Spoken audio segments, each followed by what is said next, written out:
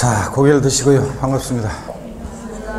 여러분, 교재는 318페이지 볼 차례죠. 오늘 양도소득세 계산 과정을 봅니다.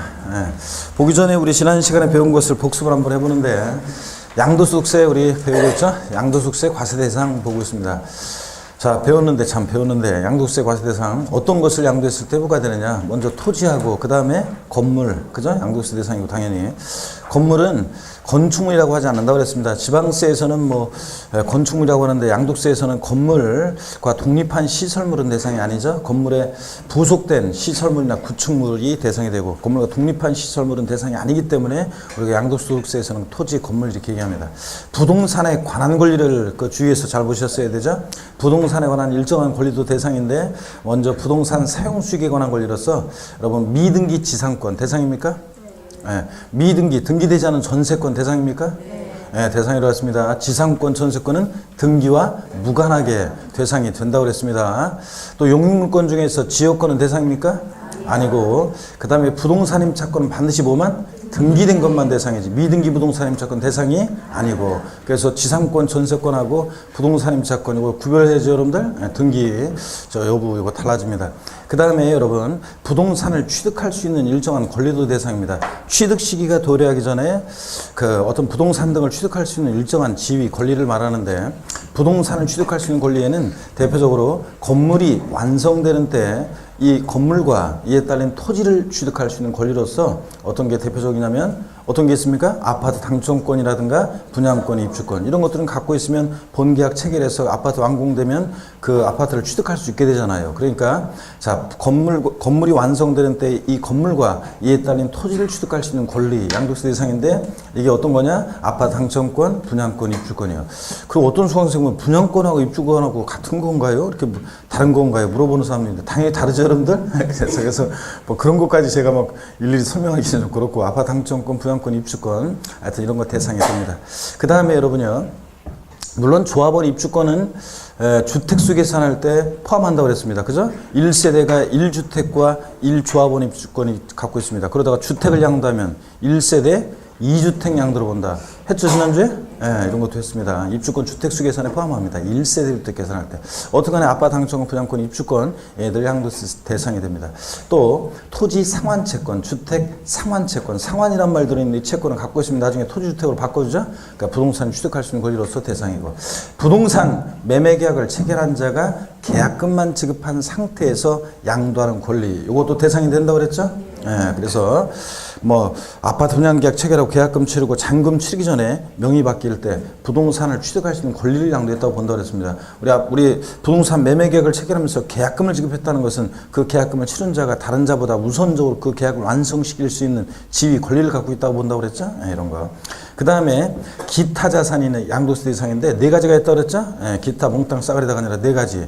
기타 자산 글자 그대로 네 가지인데 두 가지가 중요합니다. 부동산 관련한 특정 법인 주식 두 가지는 뭐 요건도 있는데 모르셔도 되고, 부동산 관련 특정 법인 주식 두 가지가 기타 자산으로서 양도세 대상이 되는 것들이 있긴 있다더라만 알고 넘어가고, 두 가지 나머지 중요한 거 특정 시설물 이용 회원권. 그래서 명칭 불문하죠. 이용권 회원권. 그래서 여러분 동네는 헬스클럽 회원권 같은 포함한 하여튼 골프 회원권, 콘도미니엄 회원권, 헬스클럽 회원권 같은 이런 것들이요, 이용권 회원권 다 대상이 됩니다. 명칭 불문하고. 가액 기준, 시설 기준, 면적 기준 없습니다. 그 다음에 영업권은 반드시 뭐랑 양도해야 돼? 사업용 고정자산과 함께. 그래서 토지, 건물, 부동산에 관한 권리와 함께 양도할 때 영업권은 대상이 된다 그랬습니다.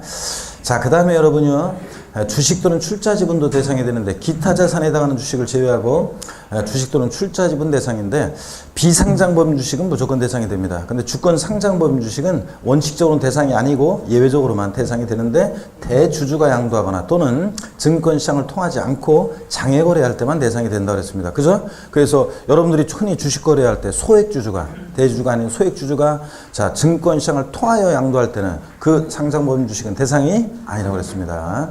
상장보험주식과 그 다음에 비상장보험주식을 구별하고요. 그 다음에 파생상품, 코스피 200 선물 옵션에 해당하는 이 파생상품이 양도세 대상이 이제 되겠다는 거. 그래서 2016년 1월 1일 이후부터는 이런 금융상품, 이 파생상품도 양도세 대상이 된다. 인정한 거. 자세한 거 모르셔도 되고요.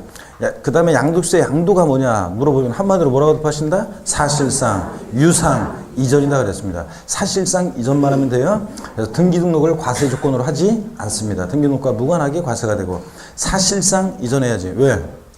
응? 응. 뭐라고 얘기했어, 둘이? 사실상 이전해야지.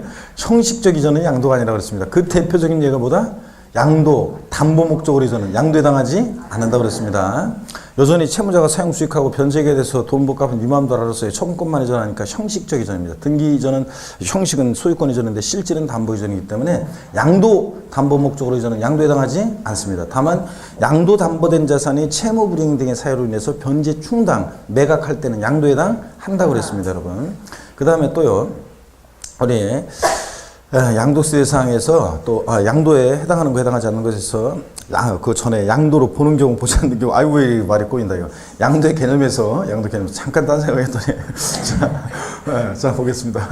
양도의 개념에서 집에 제가 잠깐 그 집안일이 뭐가 자꾸 생각이 나가지고 제가 지금 집에 맨 마지막으로 뭐 하면서 제가 갑자기 왜 저 화장실에 불을 껐나 왜 생각이 나는지, 왜 생각이 나나 모르겠네. 갑자기 그 생각이 나네요. 불 껐나. 껐겠지? 자, 모르겠다. 하여튼, 자, 보겠습니다. 갑자기 생각이 나네. 자, 누가 혼자 살아? 아니, 가족들하고 같이 있지. 근데 내가 오늘 저 어떤 사정이 있어서 가족들이 어디 가고 아침에 어디 가는 바람에 제가 맨 마지막에 나왔어요. 그래서 그랬어요. 자, 여러분 봅니다. 하여튼. 그 양도세, 자, 혼자 안 살아. 자, 있을 건 다 있어. 자, 봅니다. 양도소득세, 자, 양도에 해당하는 거 해당하지 않는 거, 갑자기, 당황되게 만드네, 자, 물어보는 거나 집중해. 이제, 봐봐. 여기 와가지고, 해야지. 자, 봅니다. 양도소득세. 반드시 사실상 양도담보부터 해야죠. 양도담보 목적으로 저는 양도에 당하지 않는데 다만 양도담보된 고개를 들고 양도담보된 자산이 변제 충당 매각할 때는 양도에 해당한다 해당하지 않는다. 양도에 해당한다고 그랬습니다. 완전히 대가 받고 넘어가는 거니까.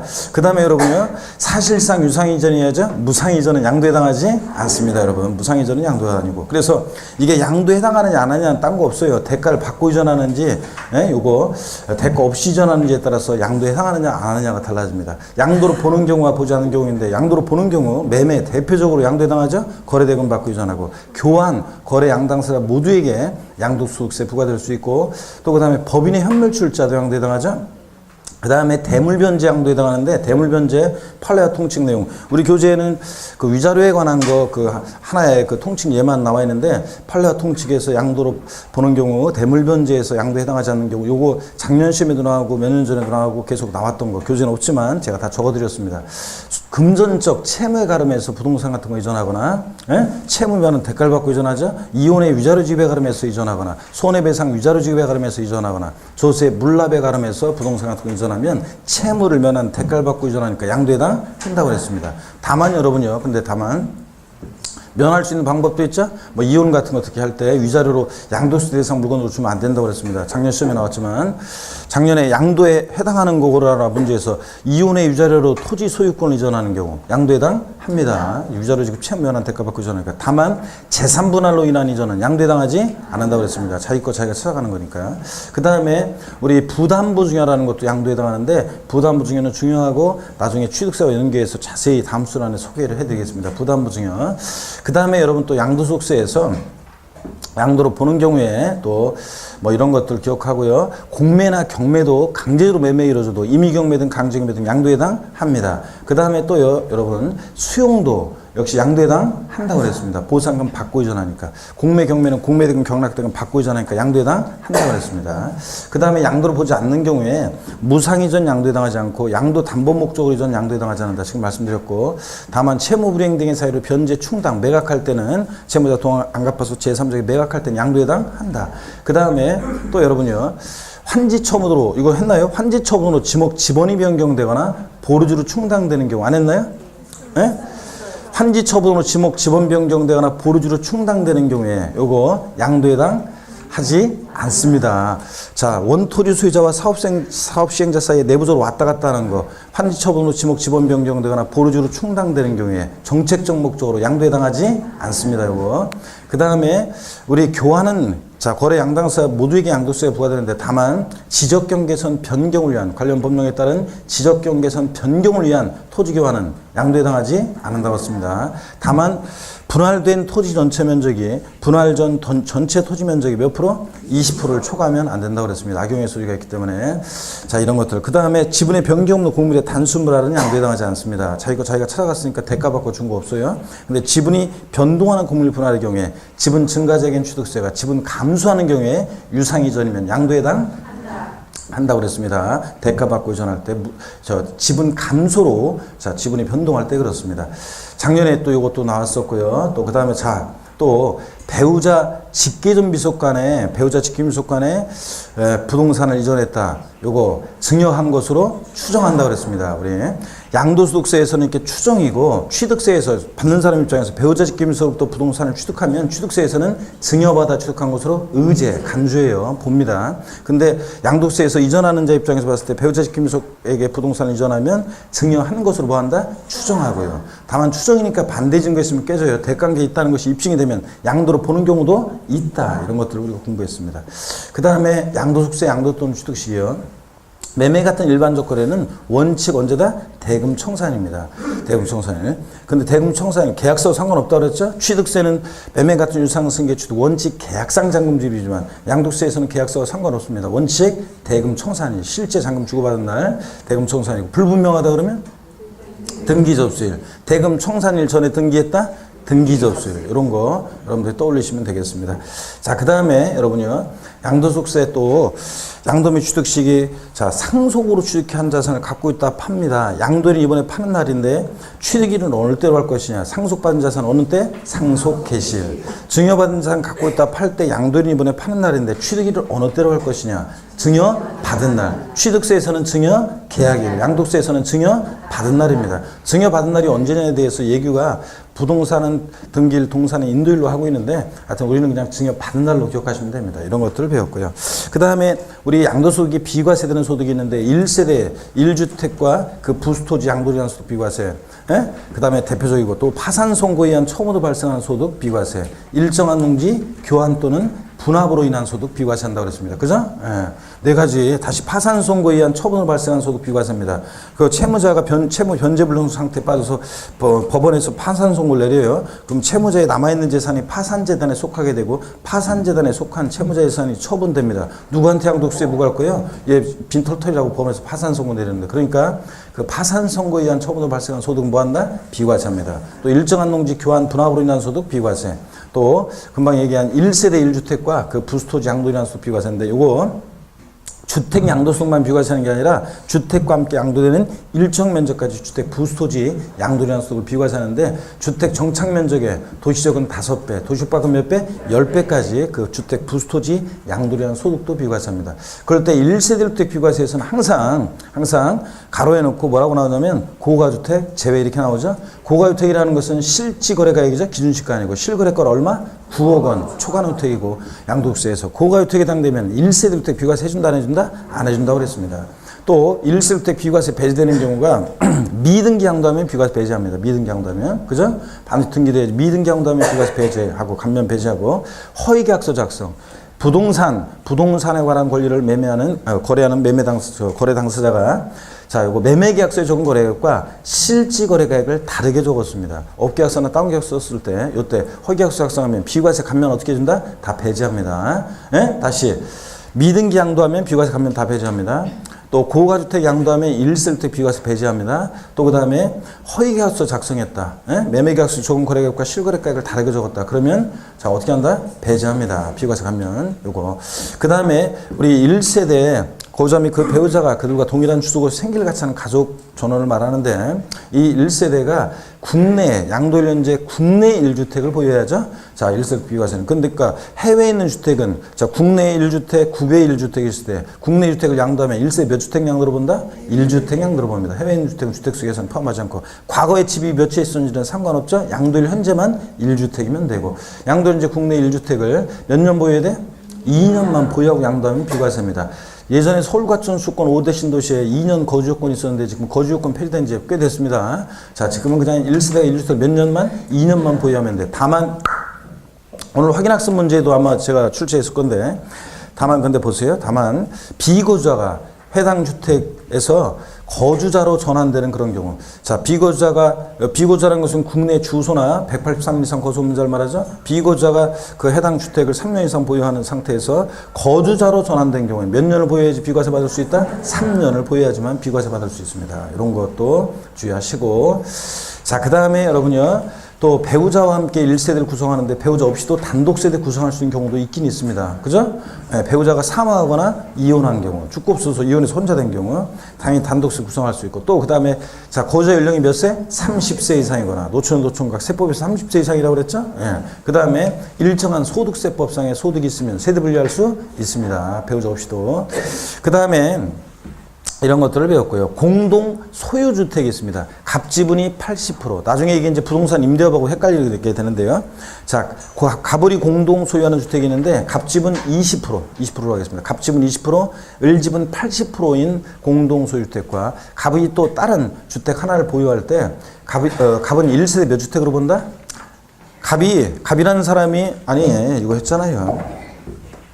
가불이 공동 소유하는 주택인데 이것도 한 것 같은데 분명히 가불이 공동 소유하는 주택입니다. 공동 소유주택인데 가불이 공동 소유하는 주택인데 갑지분이 20%, 을지분이 80%인 공동 소유주택입니다.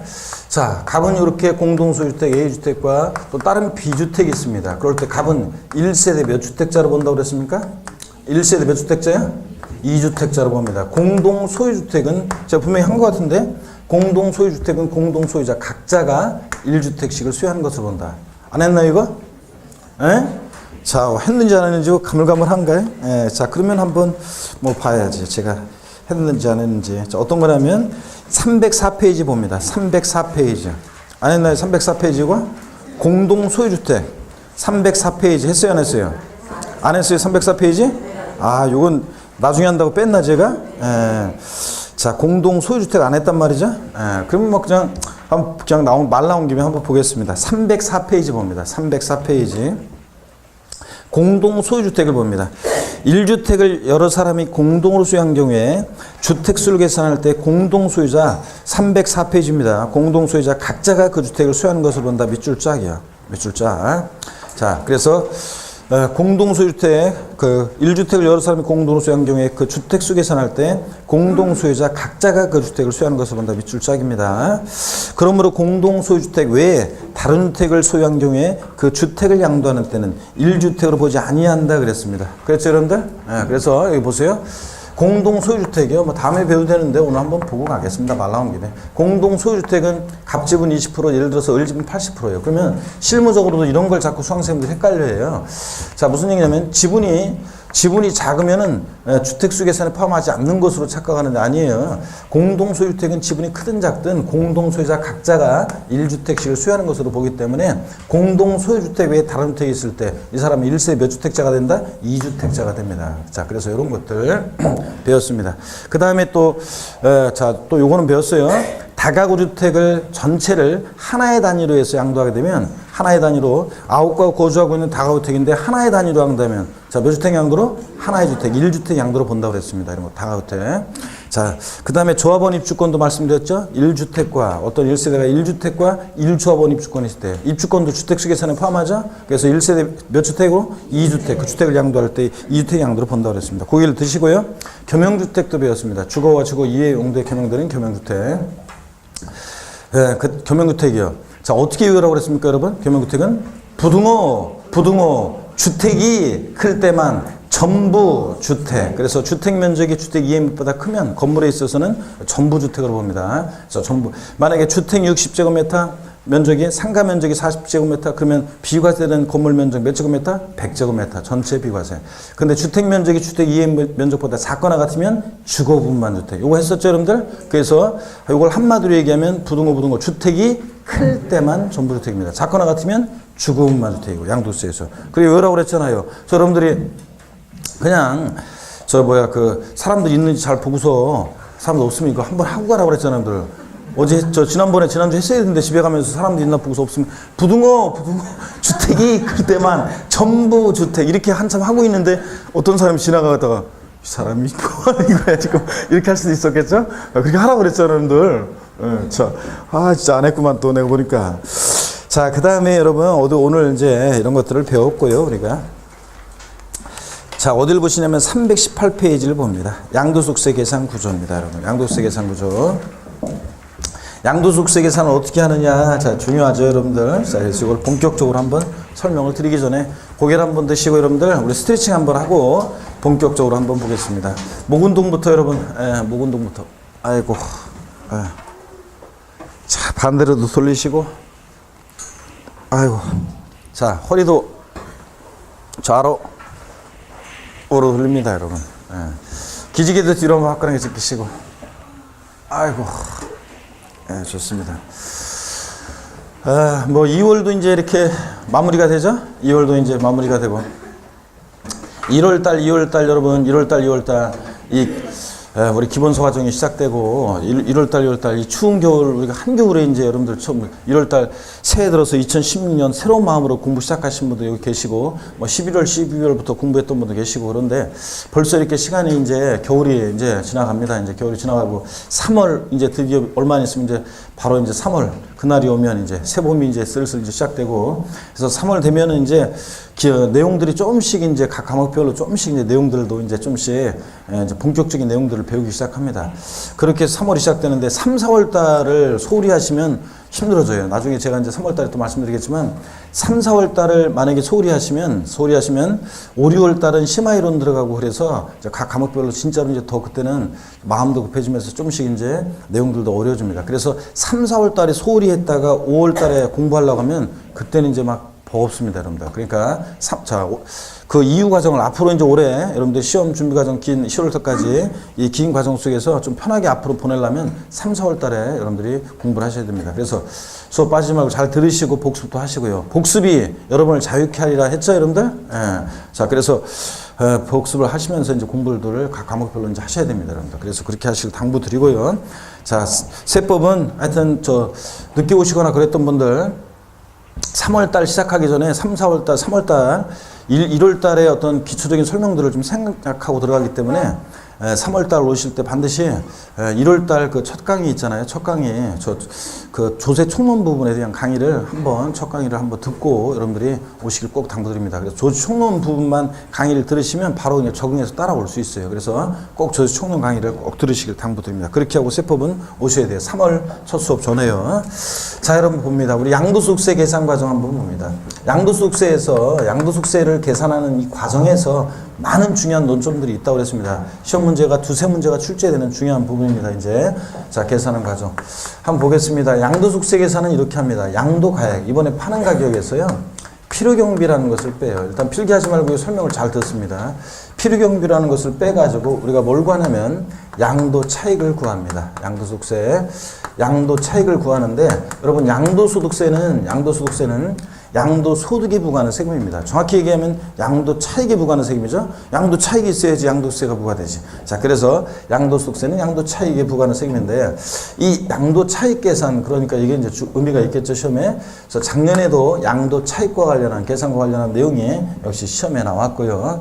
양도가액에서 필요경비를 빼서 양도차익 구할 때 필요경비에는 그 자산을 취득하면서 들어간 취득가액이요. 이따가 이제 대충 훑어보겠지만 자, 취득가액, 취득가액. 그래서 뭐 본격적인 것은 3월부터 배웁니다. 어떤 게 취득가액에 포함되느냐 이런 것들은 본격적인 것은 3월부터 이제 우리가 배우기로 하고요.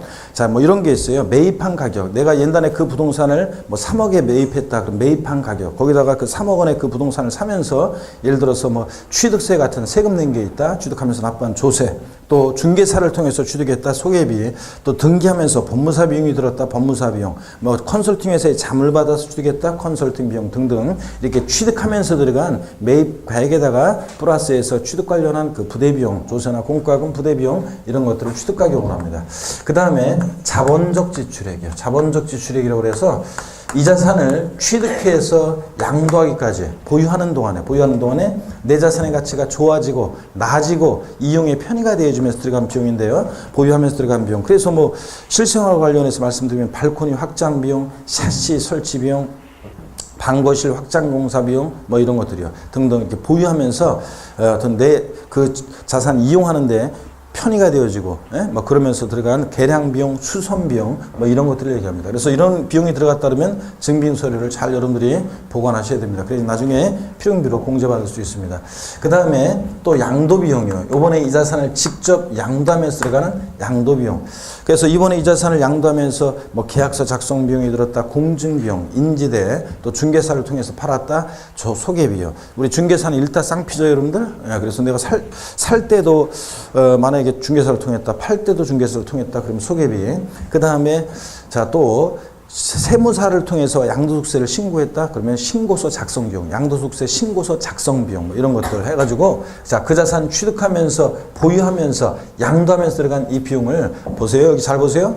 취득가액 등 기타 필요경비라고 그래가지고 취득가액 등 기타 필요경비라고 그래가지고 자, 양도가액에서 이 필요경비, 취득가액 등 기타 필요경비를 빼서 양도차액 구합니다. 구해진 양도차액에서 장기 보유 특별 공제액을 공제합니다.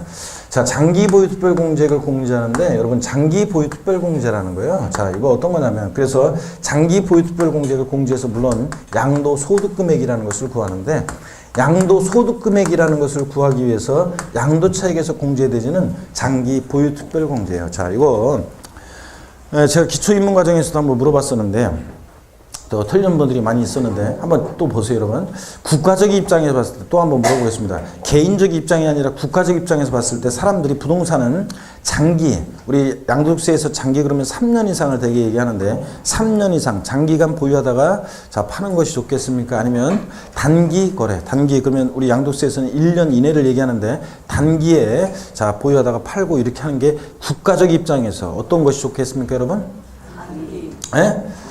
단기가 또 목소리가 또 꽤 큰데 자, 보세요. 단기 거래하는 것이 국가적 입장에서 좋다. 그럼 한번 얘기해 보겠습니다. 몇 개월 보유하다가 어떤 사람이 어떤 자산을 취득해서 몇 개월 보유하다가 팝니다. 팔 때 손해보고 안 팔겠죠? 자, 얹어서 팝니다. 그리고 산 사람이 또 거기서 또 몇 개월 만에 보유하다가 팔면서 얹어서 팔겠죠? 또 산 사람이 또 몇 개월 보유하다가 얹어서 팔겠죠? 그러다가 한 몇 년 만에 이게 부동산이 계속 올라갔다가 이게 아닌데 싶어가지고 부동산이 거품이 팍 꺼지면 그러면 나라 전체가 절단난다고 그랬습니다. 그렇죠, 여러분들? 우리 한국 사회에서 지금 집값이, 특히 집값이 그 소득 대비했을 때 집값이 너무 높습니다. 사실 이게 너무 높아요. 집값 대 우리 소득 우리나라 그 좀 소득 대비해 가지고 저 집값이 너무 비쌉니다. 그래서 그건 뭐 분명해요. 근데 그렇다고 해서 이 집값이 반값으로 그냥 폭락했으면 좋겠다. 그냥 그런 사람도 있는데 반값으로 폭락하면 집 없는 사람들이 집을 더 살 수 있고 막 좋을 것 같지만. 나라 전체가 절단나죠, 여러분? 그래서, 예를 들어서 3억에 하던 집이 1억 5천 됐다고 봤어요. 그러면 내가 그 3억에 맞춰서 대출도 받고 뭐 여러 가지 했었는데, 그게 자산 1억 5천이 되면 나는 완전히 빚더미에 올라앉고, 그 다음에 내가 빚더미에 올라면, 내가 그 뭐 모든 그 소비 활동 다 중지하겠죠, 여러분들? 그 은행도 3억에 맞춰서 대출해 줬으면 은행 부실화되겠죠? 그러면 기업도 부실화되고 막 연쇄적으로 다 부실화돼서 나라 전체 절단납니다. 그러니까 국가적 입장에서 봤을 때는 장기 보유하는 게 좋습니다. 장기 보유하다가 안정적으로 거래가 활성화되는 것이 국가적으로 좋습니다. 자, 그러면 여러분 보세요. 장기 보유하는 게 좋은데 말로만 장기 보유라고 하면 그러면 되겠어요? 뭔가 메리트가 있어야지. 그래서 장기 보유자에 대해서 특별히 보유기간에 따라서 공제하는 게 장기 보유 특별공제입니다. 그 다음 이렇게 해서 양도소득 금액 구하고요. 구해진 양도소득 금액에서 양도소득 기본공제액을 공제해요. 자, 양도소득 기본공제액을 공제하면 우리가 뭘 구하냐면 양도소득 과세표준 금액을 드디어 구합니다. 여러분 과표를 드디어 과세표준을 결정했어요. 그러면 곱하기 세율이지 뭐. 과세표준 결정하면 곱하기 세율에서 우리가 뭘 구하냐면 산출세액을 구합니다. 지방세나 국세나 세금 계산은 다 이렇게 한다고 그랬습니다. 과표 결정되면 곱하기 세율 산출세. 이 산출세액 이후의 과정은 중요하지 않습니다. 뭐 산출세액에서 뭐 세액공제 할 게 있으면 세액공제, 감면세액 있으면 감면세액 빼서 뭐 결정세액 구하고 거기서 뭐 신고납부 불성실에서 가산세 정도 되는 게 있으면 합해가지고 총결정세액 구하고 기납부한 이미 납부한 세액 있으면 빼서 납부할세액 구하고 뭐 이런 건데 중요하지 않습니다. 산출세액 구하는 과정까지만 아시면 되고 특히 과세표준 구하는 과정이 중요합니다. 여기 많은 중요한 논점이 있고 이 계산 과정을 처음에는 무조건 항상 머릿속에 이게 입력이 딱 돼 있어야 됩니다. 그래서 이 흐름이 입력이 돼 있어야지 체계적으로 내용들을 배우는 내용들을 이해할 수 있고 또 계산 문제 풀 수 있고 또 응용 문제도 풀 수 있고 또 이 계산 과정을 묻는 또 서술형 문제도 우리가 맞출 수 있습니다. 그래서 한번 보세요. 여러분 여기 보시면서 한번 대답합니다. 양도소득세 계산 과정에서 맨 마지막으로 공제되는 것은 양도소득 기본공제액이다. OX예요. 양도소득세 계산 과정에서 양도소득 금액을 구하는 경우에 맨 마지막으로 공제되는 것은 양도소득 기본공제액이다. OX. X입니다. 양도세 계산 과정에서 양도소득 금액을 구하는 경우에 맨 마지막으로 공제되는 거 장기보유특별 공제입니다. 또 양도소득세 계산 과정에서 양도소득 금액은 양도차익에서 양도소득 기본공제액을 공제한 금액으로 한다. 이렇게 바꾸기도 하고 아니죠? 장기보유특별 공제. 또 시험에 또 뭐 나왔던 게 옳은 거 골라라 문제에서 나왔던 거 이런 것도 있었어요. 양도소득세 산출세액은 양도차익에서 장기보유특별공제와 양도소득 기본공제액을 공제한 금액에 해당 세율을 적용한다. 맞잖아요, 여러분들. 예? 자, 양도소득세액은 산출세액은 자, 양도차익에서 장기보유특공제와 양도소득 기본공제액을 공제한 금액에 해당 세율을 적용한다. 맞잖아요. 해당 세율을 적용해서 구하는 거고. 뭐 등등 하여튼 계산 과정은 무조건 외우셔야 됩니다. 그래서 머리글 잘 따서 기억하는데요. 가, 필, 차, 장, 소, 기, 과 이렇게 외운다고 했습니다. 가필, 차장, 소, 기, 과입니다. 자, 그래서 가필, 차장, 소, 기, 과인데 시험에서 차장이 중요하다고 제가 작년 26회 시험 전에도 계속 강조드렸습니다. 차장이 중요하다. 양도차익 계산, 장기보유특별공제 중요하다고 제가 계속 작년에도 강조드렸는데 작년에 양도차익과 관련한 양도차익 계산과 관련한 양도차익과 관련한 문제 나왔고 그 다음에 장기보유특별공제가 또 역시 독립한 문제로 나왔습니다. 그래서 작년에도 제가 차장이 중요하다고 작년에도 그렇게 강조했죠.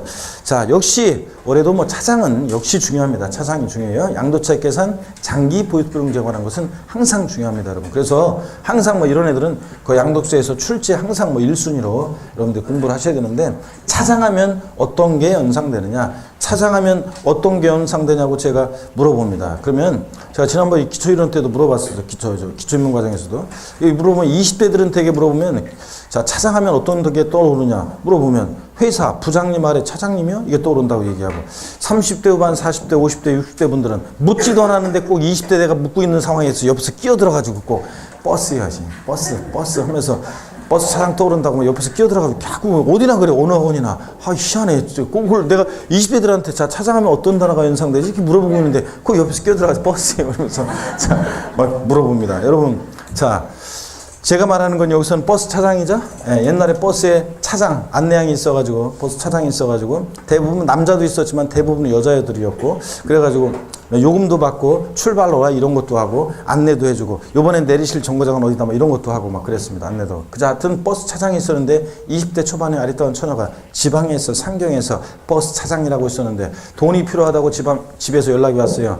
동생 학비 때문에 돈 좀 필요하다고 돈 좀 붙여달라고 연락이 왔는데 돈은 없고 월급날은 멀고 그럼 뭘 해야 돼? 가불. 그래서 가불이 필요한 버스 차장은 원래 경리과로 가야 되지만 양도소득세에서는 어디로 가라? 소기과로 가라. 그래서 가필, 차장, 소기과 과입니다. 에브리바디 다 같이 큰 소리로 시작. 가, 필, 차, 장, 소, 기, 과. 이게 머릿속에 딱 있어야지 앞으로 양도세는 나중에 이제 이걸 외우고 있느냐에 따라서 여러분들 응용 문제 이제 나중에 풀 때 문제 풀이 들어가면 이게 이제 이걸 막 활용해서 제가 설명을 드립니다. 그러니까 이걸 알고 있어야지 응용된 내용들을 이해할 수 있고 문제 풀 수 있게 됩니다. 꼭 알고 있어야 되는데 오늘 공부 다 한 다음에는 집에 돌아가면서 또 역시 지난주 이거 하라고 했는데 안 했구나 또 안 했잖아요, 여러분들. 오늘도 또 꼭 안 하지 말고 집에 돌아가면서 사람들이 나 잘 보고서 없다 그러면 가, 필, 차, 장, 소, 기, 과 하면서 가세요, 여러분. 그래서 가, 양도가액에서 필요경비를 빼는데 필요경비는 취득하면서 들어간 취득가액, 보유하면서 들어간 자본적 주주액, 양도하면서 들어간 양도비용을 빼서 가필, 차, 양도 차익을 구하고 장기 보유통지액을 공제해서 차장, 소, 기 구하니까 양도 소득 금액 구하고 기본 공제액을 공제해서 과세 표준을 구한다. 아셨죠, 여러분? 이걸 다 배운 걸 쭉 떠올려 보셔야 되겠습니다. 다 같이 우리바디 큰 소리로 시작. 가필, 차, 장, 소, 기 과입니다, 여러분. 자, 그러면 한번 보세요. 양도 차익 계산할 때 있잖아요, 여러분. 양도 차익 계산할 때 실지 거래가액, 자, 실지 양도한 가액, 실지 취득한 가액, 실지 거래가액을 정의해서 양도차익 계산하는 게 지금은 이제 원칙입니다. 그래서 전면적으로 2007년도부터는 이제 실거래가 과세가 원칙이에요. 근데 그 기회적으로 이제 기준시가를 적용해서 국세과세 기준시가, 이 공시가격, 국세과세 기준시가를 적용해서 양도차익을 계산하는 경우도 있긴 있습니다. 예외적으로. 예전에 2006년도까지는 기준시가 과세가 원칙이었어요. 그래서 양도세 계산할 때 양도 당시 기준시가, 취득가액은 취득 당시 기준시가에 적용해서 양도세 계산하는 게 원칙이었습니다. 그랬다가 지금은 2007년도부터는 이제 실거래가 과세 전문적으로 도입돼서 실지 양도한 가액, 실지 취득한 가액을 적용해서 양도차익을 계산하고 있습니다. 자, 그러니까 세금 부담이 자연히 옛날보다 늘어난 거예요. 그러니까 예전에 그 부동산은 예전에 어리숙하고 뭐 이렇게 좀 그러면서 법에 허점이 많고 그래가지고 예전에는 부동산으로 해서 돈 벌기가 쉬웠는데 지금 좀 어려워지고 세금도 예전보다는 훨씬 더 많이 내는 거예요. 기준시가라는 것은 이 공시가격은 소위 시가에 예전 같으면 한 45%에서 55% 반영됐습니다. 물론 지금도 뭐 45%, 65% 이렇지만 지금은 보다 뭐 더 낮게 공시가격이 평가가 됐습니다. 그럴 때 예전에는 기준시가로 세금을 냈단 말이에요. 지금은 실거래가로 하니까 당연히 세금 부담이 늘어난 거죠, 여러분들? 지금은 당연히 세금 부담이 늘어난 거고요. 어떡하네. 자, 여기 한 가지 아셔야 되는 것이 이걸 좀 아셔야 됩니다. 쌍방 동일 기준 적용 원칙이라고 해서 작년에도 시험 지문에 나왔었는데요. 쌍방 동일 기준 적용 원칙. 자, 이것은 법령상의 용어가 아니라요. 법령상의 용어가 아니라 이게 학자들이 붙인 제목이에요. 쌍방 동일기준 적용 원칙. 근데 내용은 우리가 법령에는 어떻게 되냐면 이걸 기억하셔야 되는데 여기 봅니다. 양도 차익 계산할 때요. 양도가액을 실거래가액에 의하면 취득가액도 실거래가액에 따르고 양도차익 계산할 때 양도가액을 기준시가에 의하면 취득가액도 기준시가에 따른다. 이런 규정이 있습니다.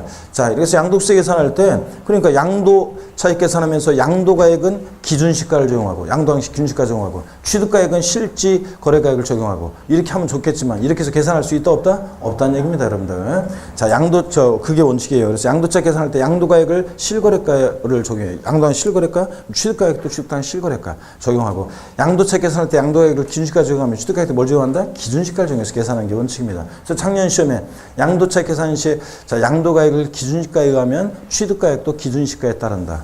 맞죠, 여러분? 왜 대답이 없어? 금방 얘기하니까. 자, 그래서 이렇게 나왔었습니다. 쌍방 동일기준 적용 원칙이고 또 여기를 봅니다. 양도차익 계산이요. 양도차익 계산입니다. 양도차익 계산은 어떻게 하느냐? 자, 일단 설명을 듣고 교재에 있다 보겠습니다, 여러분. 제가 설명드린 내용들이 다 교재에 나와 있어요. 이따 볼 거고요. 양도차익 계산할 때, 여러분요, 양도차익 계산할 때, 원칙적으로는 지금은 전면적으로 실거래가 과세가 적용되기 때문에 실지 거래가액을 적용합니다. 실지 양도한 가액, 실지 취득한 가액, 실거래가를 적용해요. 근데 예외적으로, 자, 예외적 기준시가가 왜 나와? 예외적으로 이 실거래가액이 불분명할 때요. 실지 거래가액이 불분명할 때, 실거래가액이 불분명하다는 것은 어떤 거냐면 과세권자 입장에서 실거래가액을 인정할 수 없거나 불인정. 자, 그 다음에 실거래가액이 양도 당시 또는 취득 당시에 그 실지 양도한 가액, 실지 취득한 가액이 장부나 계약서 등에 의해서 확인이 안 되는 이런 경우입니다. 실지 양도가액과 실취득한 가액 등이 장부 등에 의해서 확인이 안 되거나 이럴 때를 불분명하다고 합니다. 실거래가액. 이럴 때는 자 보세요. 어떤 게 그 예가 될 수 있냐면 뭐 101동 101호 어떤 지역의 아파트 나란히 101동 101호 102호 103호가 있다고 쳐요. 101호가 거래 신고해오기를 1억에 거래했다고 신고해오고 102호는 1억, 자, 200만 원에 거래했다고 신고해오고 103호는 자, 만약에 250만 원에 거래했다고 신고해옵니다. 그랬을 때, 자, 이랬을 때, 여러분 봅니다. 이랬을 때, 이거 103호, 이 동네 시세가 있는데 250만 원 인정할 수 없겠죠? 네가 그래서 남 좋은 일 시켰는지 계약서 갖고 가봐라, 세무서에서. 그럽니다. 그랬더니 오다가 잃어버린 것 같다면서 주머니만 자꾸 뒤지고 막 하염없이 뒤지고 땀만 뻘뻘 흘립니다. 인정할 수 없겠죠? 250만 원? 이럴 때는 어떻게 해서 자 250만 원으로 자 인정할 수 없잖아요. 그러니까 이럴 때는 어떻게 해서 양도가액과 취득가액을 결정하느냐? 추계 방법으로 추계해서 양도가액과 취득가액을 실지 양도가액과 취득가액을 추계해서 결정합니다. 추계해서 양도가액과 취득가액을 자 추계해서 결정하는데 이 추계 결정의 순서를 알고 있는지 시험에서 지금 그동안 계속 여러 번 물어봤습니다. 작년에도 이걸 또 물어본 지문이 정답 지문으로 나왔었고요. 자 봅니다. 먼저 매매 사례가액을 적용합니다. 매매 사례가액. 교재 매매 사례가액이 어떤 건지 다 있어요 뒤에. 그러니까 일단 들어보세요. 이 자산 양도일 또는 취득일 전후로 3개월 내에 자, 이 자산의 양도와 동일성, 유사성 있는 거래가격을 참작합니다. 자, 그럼 보세요. 아파트 단지 같으면 특히 이제 유사 매매 사례가격이 다 이렇게 이제 있습니다. 103호 보세요. 이 자산 양도일 전후 3개월 내 만약에 요게 동일성, 유사성 있는 거래가격 그렇죠? 만약에 이 자산 양도일 전후 3개월 내 이런 거래가 있었다고 좀 보세요. 101호 1억? 그럼 102호 1억 200? 그럼 너도 적어도 1억 원은 될 것이다. 이런 식으로 매매 사례가격을 적용해서 양도차 계산하고요. 자, 그 다음에 위에 없다 그러면 감정가액을 적용하는데, 여러분, 감정가액도 들어보세요.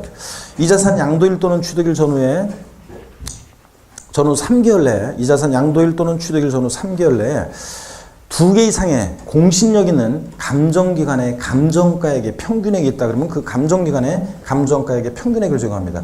이걸 적용할 수 없다 그러면 환산가액이라고 그랬어요. 여러분, 환산가액.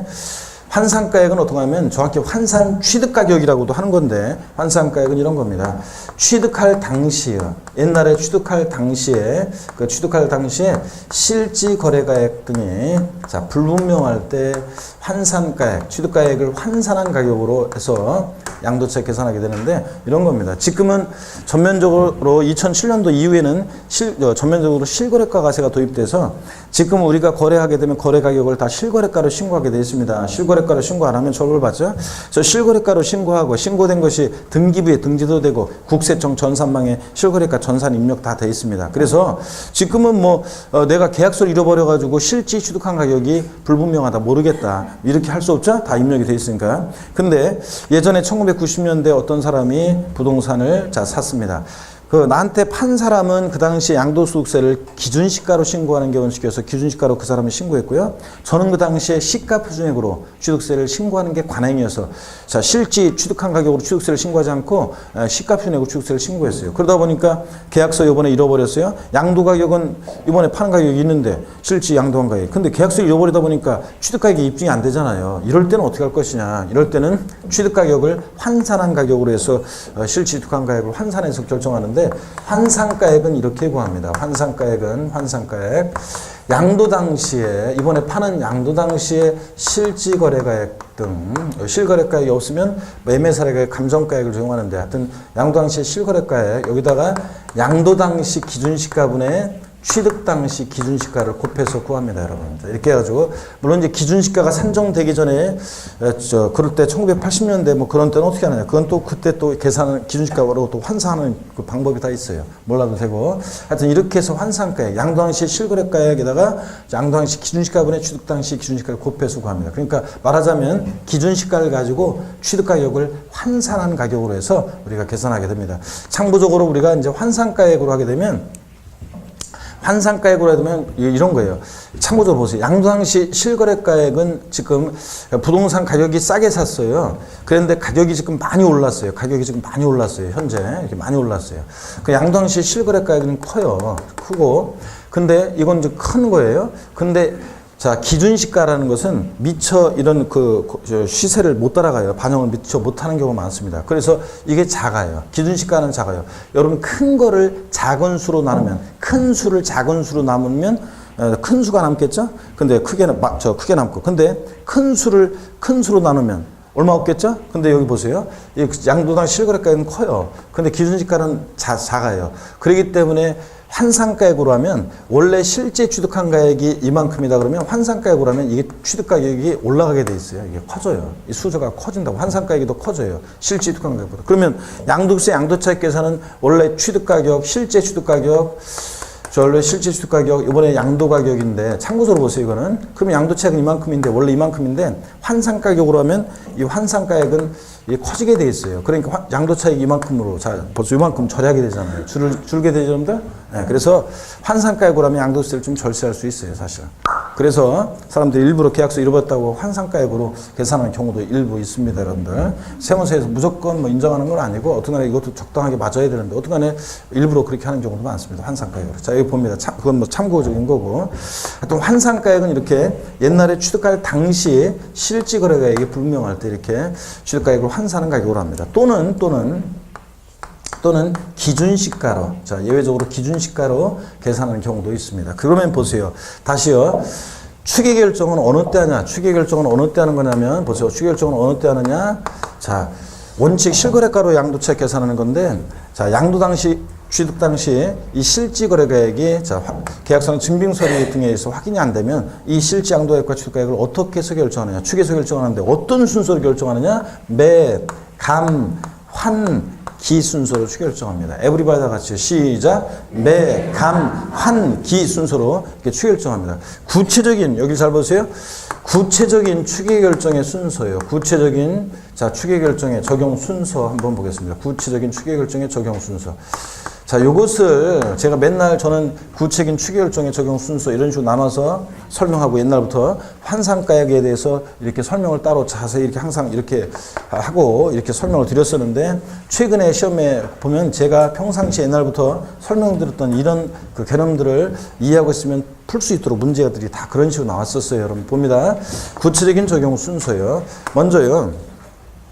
취득가액이 콕 집어서 취득가액이 이거는 그냥 양도 가액 또는 취득가액이 불분명하다. 이렇게 뭉뚱그렸을 때 매감한기인데 콕 집어서 취득가액이 불분명할 때 취득가액은 어떻게 추계결정하냐고 물어보면 취득가액은 이런 식으로 추계결정하죠. 매, 감, 환, 기수를 순차로 적용해서 결정합니다. 그래서 매감한기인데 그러죠? 그래서 매감, 환기 이렇게. 근데 순서로요. 근데 콕 집어서 시험에서 양도가액 이번에 파는 양도가액이 불분명할 때 양도가액은 어떻게 추결정하냐고 물어보면 매, 감, 기 순서로 추결정합니다. 매매사례가액, 감정가액, 기준가액 정합니다.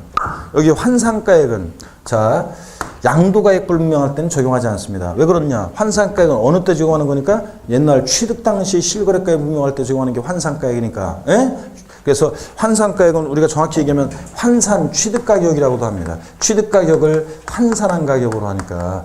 그러니까 이번에 양도가액이 불분명할 때, 자, 추계할 때는 환산가액은 적용한다, 안 한다? 안 합니다. 근데 최근에 몇 년 전에 시험에 나왔던 것이 어떻게 나왔었냐? 환산가액은 양도가액을 추계할 때 적용하는 것이지 취득가액을 추계할 때 적용하는 것이 아니다. X죠, 여러분들? 뒤바꿔서 냈잖아요, 시험에서.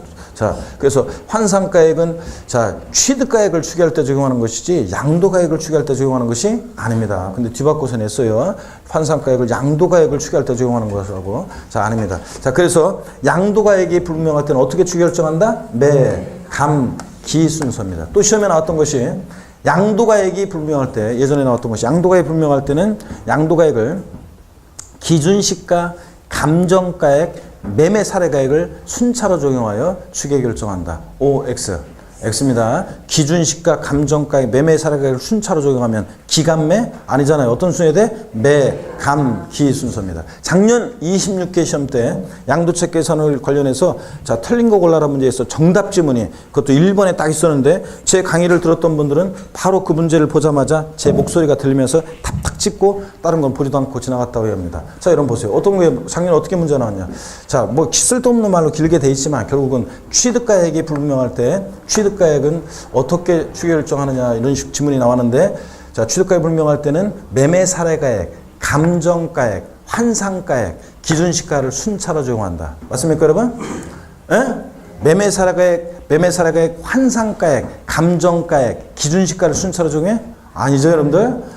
매환감기 아니잖아요. 매감환기 순서로 추결정하는 거지. 작년에 그래서 요 두 개를 순서를 바꿔서 매매사례가액, 환산가액, 감정가액, 기준가액 이렇게 해가지고 요 두 가지를 바꿔가지고 작년에 물어봤습니다. 매환감기 아니고 보다 매감환기입니다, 여러분. 자, 아셨죠, 여러분들? 다시 취득가액 불명할 때 취득가액은 어떻게 추결정한다? 매감환기 순서로. 자, 콕 집어서 시험에서 양도가액 불명할 때 양도가액은 어떻게 추결정한다? 매감기 순서로 추결정합니다. 교재 보겠습니다, 여러분. 자, 보시니까 318페이지요. 계산구조. 거주자의 양도소득에 대한 과세표는, 자, 종합소득, 퇴직소득에 대한 과세표는 어떻게 합니까? 구분하여 계산한다. 분류과세 방식 채택하고 있으니까 양도소득은, 그죠? 양도소득은 분류과세하니까 당연히 다른 소득과 구분해서 계산합니다. 자, 양도가액에서 가액 동그라미, 필요경비 필의 동그라미, 양도차액 차액 동그라미, 장기보유통제액 장애액 동그라미, 양도소득금액 소액 동그라미, 양도소득 기본공제액 기액 동그라미, 과세표준 과액 동그라미입니다. 어떻게 외운다고요? 가, 필, 차, 장, 소, 기, 과 이렇게 해서 과세표 계산구조 외우시고, 310페이지 양도가액 및 양도차익입니다. 양도차익은 양도가액에서 필요경비를 공제하여 계산한다. 그렇죠? 가, 필, 차요. 양도가액에서 필요경비 빼서 양도차익 구하고, 양도차익의 산정입니다. 동그라미 1번 일반적인 경우 319페이지 지금 보고 있습니다. 양도차익 산정 동그라미 1번 일반적인 경우. 양도차익을 계산할 때 밑줄입니다. 양도가액을 실거래가액, 가로는 일단 생략하고 내려와서 에 따를 때는 취득가액도 실지거래가액, 가로는 생략하고 아래줄에 따르고 밑줄. 양도가액을 기준시가에 따를 때는 취득가액도 뭐에 따른다? 기준시가에 따른다. 이렇게 해서 작년 시험에 나왔었고요. 자, 일괄 취득 양도는 지금 볼 거 아니고 2번 양도가액 및 취득가액 산정입니다. 원칙 실지거래가액. 양도소득세가 과세되는 자산의 양도가액 또는 취득가액은 그 자산의 양도 또는 취득 당시 양도자와 양수자 간에 실제로 거래한 가액에 따른다 밑줄이에요. 그래서 원래는 실지양도한 가액, 실취득한 가액을 적용해서 계산하는 게 원칙입니다. 예외 실거래가액을 인정 또는 확인할 수 없는 경우에 추계 결정. 추계 사유 읽어봅니다. 제가 양도가액 또는 취득가액을 실지거래가액에 따라 정하는 경우로서 다음의 사유로 장부나 그 밖의 증명 서류에 의해서 해당 자산의 양도 당시 또는 취득 당시에 실지거래가액을 인정 또는 확인할 수 없는 경우에는 양도가액 또는 취득가액을 매매사례가액, 감정가액, 환상가액, 그 아래줄 또는 기준시가 등에 따라 추계조사하여 결정 또는 경정할 수 있다. 어떤 사유가 있을 때 그렇게 할 수 있느냐. 기억번 이런 거 줄글 필요가 없어요. 역시 양도 또는 취득 당시 실거래가액의 확인을 위해서 필요한 장부나 매매계약서, 영수증, 기타 증명 서류가 없거나 그 중요한 부분이 미비된 경우라든가 등등 이런 경우에 이렇게 추계조사 결정 경정할 수 있다는 얘기입니다. 넘어갑니다. 320페이지 한쪽 가르친 2번 추계 순서입니다. 한쪽 가르친 2번 추계 순서. 양도가액 또는 취득가액을 추계 결정 경정하는 경우에 다음의 방법을 순차로 차례로 적용하여 산정한 가액이어야 한다. 다만 이것도 읽어볼게요. 매매사례가액 또는 감정가액이 특수관계인과의 거래에 따른 가액 등으로서 객관적으로 부당하다고 인정되는 경우 해당 가액을 적용하지 않는 것. 당연히 그렇겠죠? 자, 결론은 여기 자, 별표시는 기억하면 됩니다. 참고라고 나왔지만 별표시고. 양도가액이 분명할 때 콕 집어서 양도가액은 어떻게 추결정하냐. 자, 머리글 잘 때 동그라미 해셔야죠. 매, 감, 기 순서로 추결정하고. 콕 집어서 취득가액 분명할 때 취득가액은 어떻게 추결정한다? 매, 감, 환, 기 순서로 추결정합니다. 그리고 매매 사례가액이 뭐고 감정가액이 뭐고 이런 것들 읽어보시고 거기 3개월 내 이런 것만 밑줄을 한 번씩 그으시면서 동그라미 1번에 첫 번째 줄에 3개월 내 2번 감정가액 3개월 내 밑줄이요. 그리고 읽어보시면 되고 환산가액, 자, 요거 어떻게 구하는지 바탕색 박스에 나와 있고 요 환산가액과 관련한 거 시험에 재작년에 계산 사례 문제가 복잡하게 한번 나온 적이 있기 때문에 또 이거 계산 사례 문제로 나올 가능성은 낮지만 그래도 환산가액 관련한 거 어떻게 구하느냐. 양도당시 실거래가액 같은 거에다가 곱하기 양도당시 기준시가분의 취득당시 기준시가를 곱해서 구한다는 거 한번 일단 눈여겨 봐놓고 갑니다. 그리고 잠시 쉬었다가 321페이지부터 소개를 해드리겠습니다. 잠시 쉽니다, 여러분.